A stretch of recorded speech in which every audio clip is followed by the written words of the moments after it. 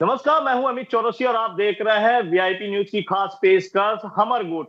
हमर गोट में हम समसामयिक, सामाजिक और राजनीतिक मुद्दों पर चर्चा करते हैं। जिस तरीके से यहाँ पर हम बात करेंगे कि इस समय मिशन 2023 की तैयारियां छत्तीसगढ़ में चल रही हैं। 7 और 17 नवंबर को मतदान होना और इसके साथ 3 दिसंबर को मतगणना होगी। 5 दिसंबर को घोषणा होगी कि किसकी बनी सरकार। तो ऐसे में कहीं ना कहीं अब वार प्रतिवार हर तरफ से सत्ता पक्ष और विपक्ष करता नजर आ रहा है। जिस तरीके से इस समय बात करेंगे, आईडी ईडी और आईटी एक तरह से छत्तीसगढ़ में डेरा डाल चुकी है और इसे लेकर अब नेताओं की जुबान फिसलती नजर आ रही है। खुद मुख्यमंत्री ने कहा है कि कुत्ते बिल्ली की तरह यहां पर ईडी और आईटी के लोग घूम रहे हैं और इसको लेकर अब केंद्रीय मंत्री रविशंकर प्रसाद ने भी कहा कि ऐसी भाषा मुख्यमंत्री को शोभा नहीं देती है। वहीं पूर्व मुख्यमंत्री डॉक्टर रमन सिंह ने भी अब उन इस बयान पर पलटवार किया है। आइए सुनते हैं कि मुख्यमंत्री भूपेश बघेल ने क्या कहा और उस पर वार प्रतिवार किस तरह हो रहा है। हम निर्णायक जीत की ओर बढ़ रहे हैं और हमारी निर्णायक जीत यही है कि जिस तरह से बघेल साहब की रिएक्शन टिप्पणी है। अब सामान्यतः मुख्यमंत्री से ऐसी भाषा का उपयोग नहीं किया जा सकता कि जैसे कुत्ते घूमते हैं वैसे ईडी के लोग घूम रहे हैं। आज के अखबारों में छपा है। ये कौन सी भाषा है? मालूम है ईडी से उनको परेशानी होती है तो भ्रष्टाचार मत करिए ना, लूट मत करिए तो परेशानी नहीं होगी। तो लूट भी करेंगे और कार्रवाई नहीं होगी, ये तो नहीं होता ना। कार्रवाई तो होगी। कांग्रेस को डिस्टर्ब करना चाहती है। ईडी की कार्रवाई होती है, आईटी डिपार्टमेंट जब जांच करता है उसके आगे भ्रष्टाचार के मामले सामने आते हैं। तो और छत्तीसगढ़ में तो इतने सारे मामले सामने आ गए हैं, उनको दूसरे राज्य देखने की जरूरत ही नहीं है। छत्तीसगढ़ में लगातार ईडी की कार्रवाई भी हो रही है और उसके न्यायालय में प्रमाण सहित दस्तावेज भी प्रस्तुत किए गए। सर, इसी ईडी के कार्यवाही को लेकर कल मुख्यमंत्री भूपेश बघेल ने कहा है कि कुत्ते बिल्ली की तरह ईडी और आईटी घूम रहे हैं। भाई करप्शन बंद करो। शराब में अवैध शराब की बिक्री 40% जो हो रहा है उसको बंद करें। कोयले का 25 रुपया जो वसूली हो रही है वो बंद करें। और जिस प्रकार अभी तो एक नया भ्रष्टाचार का मामला आ गया जिसमें 700 करोड़ से ऊपर का कस्टम मिलिंग में 40 रुपया को बढ़ा के 120 रुपया कर दिया। अब कस्टम मिलिंग में 20 रुपया प्रति टन क्विंटल वसूली अवैध रूप से हो रही है। तो स्पष्ट रूप से हो गया कि किस प्रकार ईडी ने पूरे प्रमाण सहित प्रस्तुत किया है कि पूरे साल भर में 750 करोड़ का लेन देन हो चुका है। और ये कस्टम मिलिंग के नाम से नया घोटाला ईडी के सामने आया है। अब जब इतने बड़े घोटाले सामने आते हैं तो ईडी हाथ में हाथ धर के तो बैठेगा नहीं। भ्रष्टाचार रोको ना भाई, करप्शन बंद करो। ईडी का काम क्या रहेगा फिर? सर, ये पहले प्रचार प्रसार में देखा जाता था। एक ही बात में कहना चाहता हूँ, एक तरफ की सुगुरु है मोदी जी, होकर हाथ में ईडी और आईटी। आज राजस्थान में खूब पड़े हाथ छापा, यहाँ थक गए छापा मार मार के। रायपुर में, दुर्ग में, भिलाई में, बिलासपुर, कोरबा में उत्तर बनने की है, वो दिल्ली तो उत्तर ईडी आईटी वालों ने की है। लेकिन न कांग्रेस के कार्यकर्ता झुके, इसमें यहाँ के व्यापारी झुके, इसमें गरीब में यहाँ के नेता मंडली बहुत प्रताड़ित करे। हमें झुके नहीं है न डरन, लेकिन सोचे समझता कि ईडी कांग्रेसी में डरा जाए। ये छत्तीसगढ़ है, यहाँ लोहा भी उत्पादन होते, यहाँ बॉक्साइट और ग्रेनाइट और ग्रेनाइट भी उत्पादन होते, यहाँ सब कुछ है। तो यहाँ कोयला भी है, सब कुछ छत्तीसगढ़ में है। केवल यहाँ लोहा पर नहीं निकला है, छत्तीसगढ़िया में फौलादी भी है। डरने वाला नहीं है, झुकने वाला नहीं है। तो सबको प्रताड़ित कर ले, लेकिन 4 में छत्तीसगढ़ की जनता आने वाला नहीं है। लेकिन एक बात कहना चाहता हूँ, प्रजातंत्र में सबसे ताकतवर जो होते तो मतदाता। तो आपने सुना किस तरीके से मुख्यमंत्री भूपेश बघेल ने बेमेतरा की एक आम सभा में उन्होंने कहा कि ईडी और आईटी के अफसर इस समय कुत्ते बिल्ली की तरह छत्तीसगढ़ में घूम रहे हैं, राजस्थान में घूम रहे हैं। जहां जहां कांग्रेस की सरकार है वहां वहां ईडी के उत्तर और दिल्ली की तरफ घूम रहे हैं। इस अमर्यादित भाषा पर सीधे तौर पर केंद्रीय मंत्री रविशंकर प्रसाद ने आड़े हाथों लिया कि ये कैसी भाषा है, ये किस तरह की बात कर रहे हैं, और जब यदि आपको भ्रष्टाचार करना है तो ईडी और आईटी तो आएगी। तो ऐसे में कहीं ना कहीं पलटवार करते नजर आ रहे हैं। वहीं पूर्व मुख्यमंत्री डॉक्टर रमन सिंह का भी कहना है कि यहाँ पर जिस तरीके से आप भ्रष्टाचार मत करिए, ईडी और आईटी सेल नहीं आएगी। तो ऐसे में अब फिसलती जबान, नेताओं की फिसलती जुबान पर बात करने के लिए हमारे साथ कांग्रेस से अनुभव शुक्ला जी हैं। दो खास मेहमान हैं कांग्रेस के। अनुभव शुक्ला जी का मैं वीआईपी न्यूज के खास कार्यक्रम हमर गोठ में स्वागत करता हूं। अनुभव जी, आपका स्वागत है। साथ ही भाजपा से जो प्रवक्ता है सौरभ जागृत जी, मैं उनका भी इस खास कार्यक्रम में एक तरह से स्वागत करता हूं। आपका स्वागत है।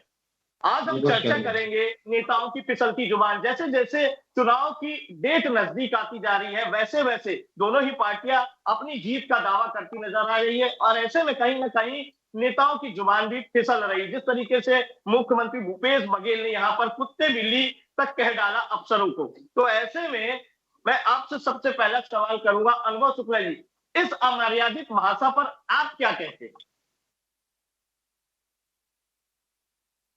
मेरी आवाज आप तक पहुंच पा रही है? जी जी। मेरा वॉइस पैच का कुछ इशू हो रहा है, मैं श्योर नहीं हूं कि आप लोग सुन पा रहे हैं कि नहीं। अगर आप लोग सुन पा रहे हैं तो फिर मैं अपनी बात शुरू करता हूं। बिल्कुल बिल्कुल, आप बोलिए। सबसे पहले तो अमित जी आपको मेरा नमस्कार, सौरभ जी आपको भी मेरा नमस्कार, आपके साथ दर्शकों को भी मेरा नमस्कार। देखिए, भारतीय जुमला पार्टी का ऐतिहासिक रवैया है कि वो सिर्फ बयानबाजी और जुमलेबाजी करेगी। आप जिस मुद्दे पे अभी खत्म किए, मैं उस पे भी मैं ही खत्म करूंगा। शुरुआत जहां से हुई है ईडी और सीबीआई की, वहां से मैं बात करता हूं कि भारतीय जुमला पार्टी जो है वो चुनाव लड़ने की स्थिति में अब बची है नहीं। मुद्दा उनके पास बचा नहीं है। वो काम के नाम पे राजनीति कर नहीं सकते, वो केवल नाम की राजनीति कर सकते हैं। तो इसलिए साहू, तेली, कुर्मी, हिंदू, मुसलमान, ये सब करके वो वोट हड़पने की प्रयास कर रहे हैं। यहाँ पे नफरत का वातावरण तैयार करना चाह रहे हैं और यहाँ की शांत फिजा को भ्रष्ट करना चाह रहे हैं।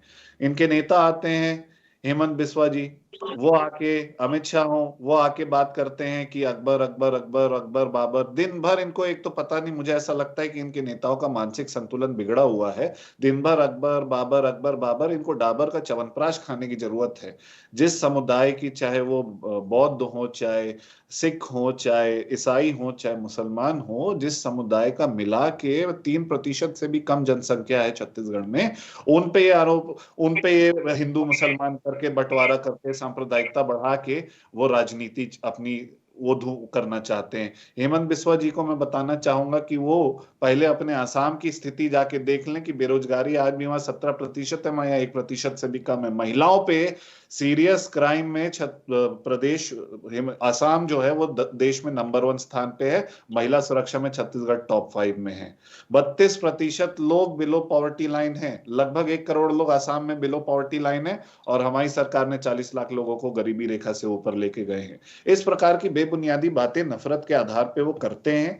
मैं आपको 2-3 केसेस के नाम बताना चाहूंगा। प्रवासी भलाई संगठन केस 2014, संगराज दामोदर रूपावत केस, और आपके भारतीय जुमला पार्टी के प्रिय अमीश देवगन जी वर्सेस यूनियन ऑफ इंडिया 2020 का केस। इन तीनों में सुप्रीम कोर्ट ने 4 शब्दों का इस्तेमाल किया था: कंटेंट, इंटेंट, हार्म और इम्पैक्ट। इन 4 के आधार पे अगर कोई बयान है वो हेट स्पीच के दायरे में आता है तो उस पे आईपीसी की धारा 153 है, 295 है, 298, और क्योंकि चुनाव का मौसम है तो रिप्रेजेंटेशन ऑफ पीपल एक्ट की धारा 125 के तहत कार्रवाई होगी, जिसमें 3 साल की सजा या फाइन या दोनों होने का प्रावधान है। मैं आपको डेटा भी बताना चाहूंगा। हिंदुत्व वॉच संस्था जो है उसने, अनुभव जी, मैं यहाँ थोड़ा सा आपको रोकना चाहूंगा। मैं आपको यहाँ थोड़ा रोकना चाहूंगा क्योंकि कहीं ना कहीं जिस तरीके से बात हो रही ईडी और आईटी की रेड की, क्योंकि भ्रष्टाचार नहीं होगा, ईडी आईटी नहीं आएगी, ठीक है। और छत्तीसगढ़ में जो हुआ है उसके बाद ईडी आईटी आ रही है, और ये आज से नहीं। जब आप लोगों ने केंद्र में कई साल आप लोग रहे, सर्वाधिक आप ही लोग रहे, तो उस समय भी ईडी और आईटी थी, उस समय भी कार्रवाई होती थी। तो आज इस पर सवाल क्यों उठता है? मैं ईडी-आईटी पे भी आ रहा था। पहले मैंने सोचा कि आपने क्योंकि हेट स्पीच की भी बात जोड़ी थी, नहीं, तो समय की प्रतिबद्धता होती है क्योंकि हमें चर्चा करनी है। मैं ईडी-आईटी पे ही आता हूं, मैं उस पे भी आने वाला था, मैं बात उससे पूर्ण करने वाला था। मैं आपको इंडियन एक्सप्रेस की रिपोर्ट के बारे में बताना चाहूंगा। इंडियन एक्सप्रेस ने एक रिपोर्ट छापी थी अपने अखबार में कि 2014 से लेकर 2022 तक 121 प्रमुख नेताओं पे जो विपक्ष के हैं उन पे केस किया गया। उस 121 में से 95% विपक्ष के नेता, ये इंडियन एक्सप्रेस की रिपोर्ट कह रही है। एकनाथ शिंदे, अजीत पवार, ये सब ईडी के डर की बात करते हैं। महाराष्ट्र के सदन में क्या हुआ आप देखा है। ओम माथुर बोलते हैं अभी तो खाली देखिए आगे आगे क्या होता है, ईडी भी आएगी क्या भी आएगी। लगभग 5,500 केस ईडी में रजिस्टर्ड हैं, दाखिल हैं उसकी स्थापना से, जिसमें से 5100 2014 में नरेंद्र मोदी की सरकार आने के बाद हुए हैं। और इसमें से जैसा कि मैंने अभी बताया, मैं दोहराता हूं कि 95% विरोधी दल के नेताओं के खिलाफ इन्होंने केस दर्ज किए हैं। ये लोग बिना ईसीआईआर नंबर के, ईडी जो आती है वो रेड करती है, बिना ईसीआईआर नंबर के रेड करती है, निजी लॉकर खुलाती है, जेवर जब्त करती है। विनोद वर्मा जी के जब घर में वो लोग रेड कर रहे थे तो उन्होंने अपनी बेटी की शादी के समय जो सोना खरीदा था उसकी रसीद भी दिखाई, तब भी उसको जबरदस्ती जब्त कर लेते हैं, मोबाइल जब्त कर लेते हैं। जब तक ऊपर से ना ऑर्डर आए ऐसा बोल के वो बोलते हैं कि हम छोड़ेंगे नहीं, 5-6 दिन तक बंधक बना के रखते हैं। मैगजीन में छपी कहानी के आधार पे वो केस करते हैं, उसको आगे बढ़ाते हैं। इस प्रकार की बेबुनियादी आधार पे जो ये राजनीति कर रही है ईडीआई के द्वारा भारतीय जुमला पार्टी, बिल्कुल स्पष्ट दिखता है कि चुनाव का माहौल है तो राजस्थान में जो कांग्रेस के प्रमुख हैं उनके घर पे ये रेड करते हैं। इस प्रकार की जो राजनीति धूमल करके ये ईडी का इस्तेमाल करना चाह रहे हैं, ये बहुत ही निंदनीय है। मैं कुछ आपको एक दो उदाहरण कानूनी भी बताना चाहूंगा कि इन्होंने prevention of money laundering act जो है उसमें संशोधन लाए, और उसमें इन्होंने ये संशोधन लाया कि आरोप के आधार पे गिरफ्तारी कर सकते हैं। जमानत का प्रावधान भी इन्होंने समाप्त कर दिया। बिना कारण के ये संपत्ति अटैच कर सकते हैं। ईडी के समकक्ष जो बयान आप देंगे उसको सीआरपीसी की धारा 164 के बराबर, एक एग्जीक्यूटिव मजिस्ट्रेट के सामने जो आप बयान देते हैं उसके बराबर रखा गया है। ईडी किस प्रकार का है, एग्जीक्यूटिव मजिस्ट्रेट किस प्रकार का, ये दोनों चीजों को मिला के ये लोग राजनीति अपनी बढ़ाना चाहते हैं। इसके अलावा कुछ नहीं है। अगर घोटालों की बात करेंगे तो घोटालों का तो अंत नहीं है भारतीय जुमला पार्टी के नेताओं के 15 साल के कुशासन में। आप नान घोटाला बता दीजिए किसकी सरकार में हुआ, पनामा पैराडाइज पेपर में किसका नाम है, अभी तक अनुभव जी, मेरा एक छोटा सा सवाल था कि इस अमर्यादित भाषा पर आप क्या कहेंगे। बिल्कुल बढ़िया, मैं उस पर भी आ जाता हूं। आपने पब्लिक अकाउंट कमेटी का नाम सुना है अमित जी? जी, पब्लिक अकाउंट कमेटी केंद्र की पार्लियामेंट की एक कमेटी होती है जिसका काम होता है कि पब्लिक का जो भी पैसा है, मैं बहुत सरल भाषा में बता रहा हूं, उसकी निगरानी रखना। कैग का भी यही काम होता है कि पैसा जो बोला गया वहां गया कि नहीं। इन दोनों को क्या बोला जाता है अंग्रेजी में? Watch dog public finance.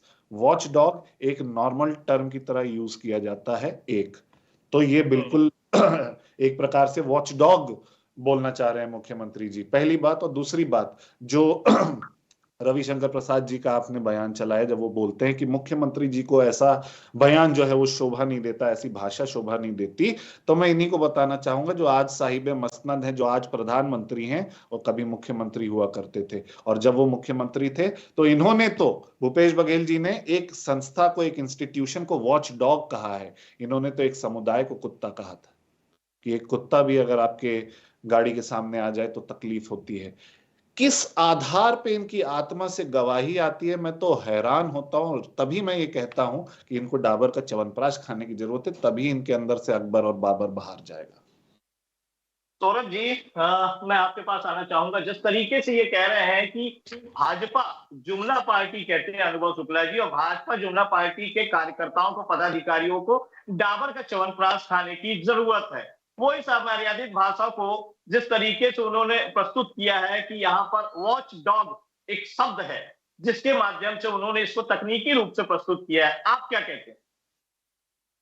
देखिए, जिस प्रकार से कांग्रेस की विचारधारा हमेशा से रही है कि उर्गुलुल बयान देते हैं, इनके जो नेता हैं राहुल गांधी जी भी ओबीसी समाज को पहले गाली देते हैं, और आज भूपेश बघेल जी जो छत्तीसगढ़ के मुख्यमंत्री है वो भी एक कर्मचारी वर्ग, ईटी आईटी में काम करने वाले कर्मचारी वर्ग को भी गाली दे रहे हैं। तो इसका मतलब ये साफ साफ समझ आ जाता है इनकी विचारधारा किस प्रकार से।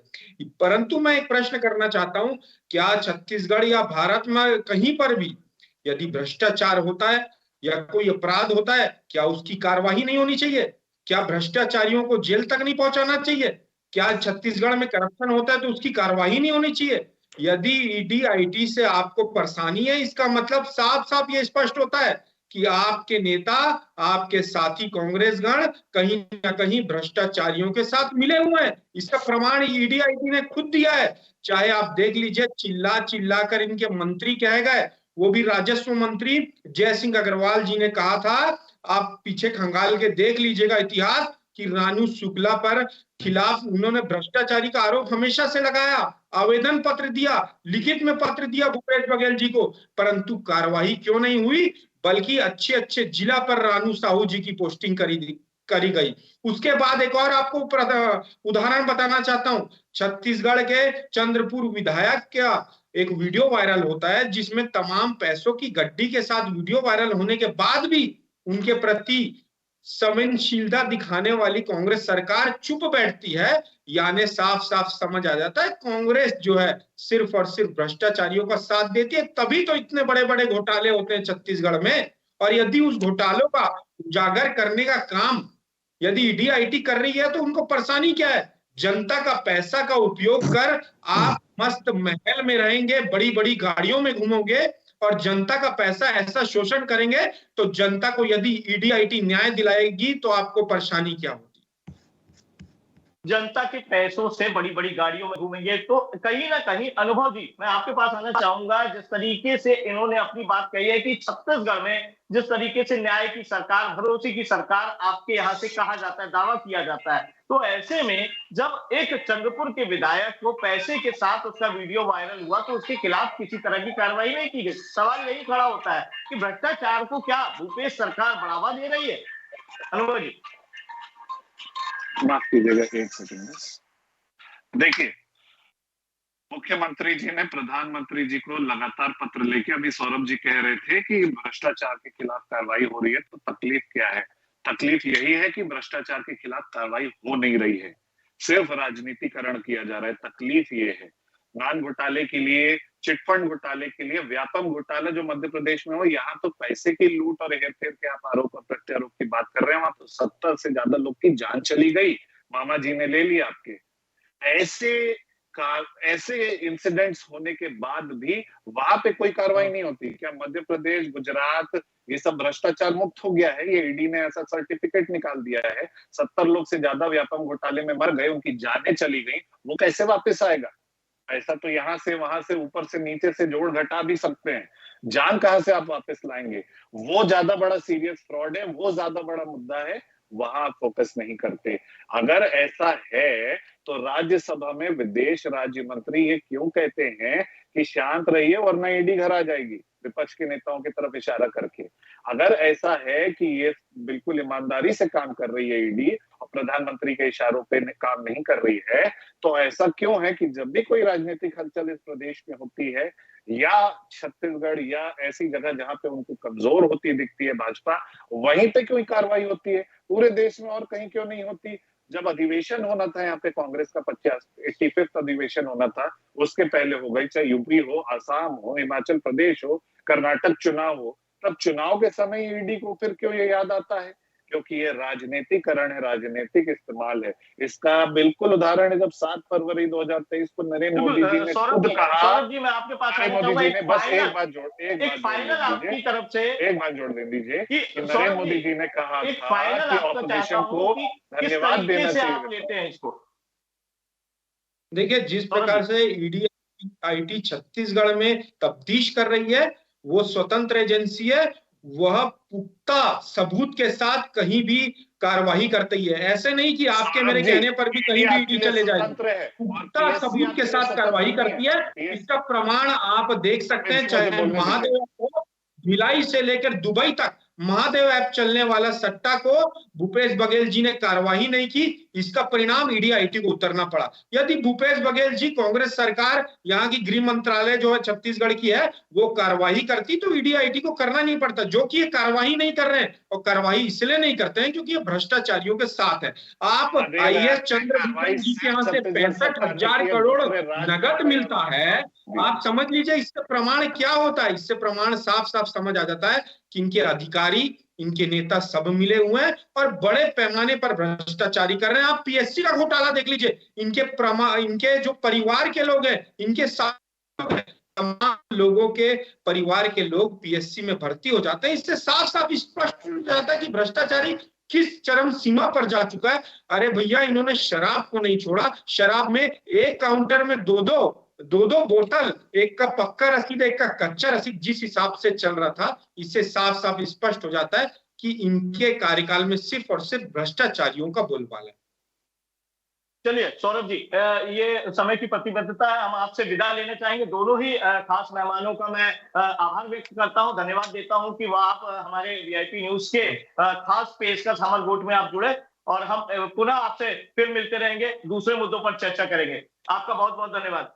तो बात हो रही थी जिस तरीके से छत्तीसगढ़ में नेताओं की फिसलती जुबान, ईडी और आईटी की लेकर जिस तरीके से कुत्ते बिल्ली का शब्द यहाँ पर एक आम सभा में मुख्यमंत्री भूपेश बघेल द्वारा कहा गया, और उसके बाद यहाँ पर वार प्रतिवार होता नजर आ रहा है। यहाँ पर एक तरह से जुबानी जंग अब दिखती रही है। तो कहीं ना कहीं अब यह है कि जैसे जैसे चुनाव नजदीक आते जाएंगे, वैसे वैसे छत्तीसगढ़ में न केवल नेताओं की जुबान फिसलती चलेगी और एक दूसरे पर आरोप प्रत्यारोप का दौर भी चलता रहेगा। और साथ ही अगर बात करें छत्तीसगढ़ में नए नए मुद्दे आपको अब मिशन 2023 के दौरान देखने मिलेंगे। हालांकि ईडी और आईटी हमेशा से केंद्र सरकार के हाथों की कठपुतली रही है, बात चाहे कांग्रेस केंद्र सरकार में हो या भाजपा। तो ऐसे में कहीं ना कहीं इस एजेंसी का उपयोग या सदुपयोग या दुरुपयोग जो भी कहा जाए, वह केंद्र सरकार करती रही है, और अब भी वही हो रहा है। छत्तीसगढ़ हो, राजस्थान हो, दोनों तरफ ईडी और आईटी की रेड पड़ रही है। हालांकि ईडी और आईटी की रेड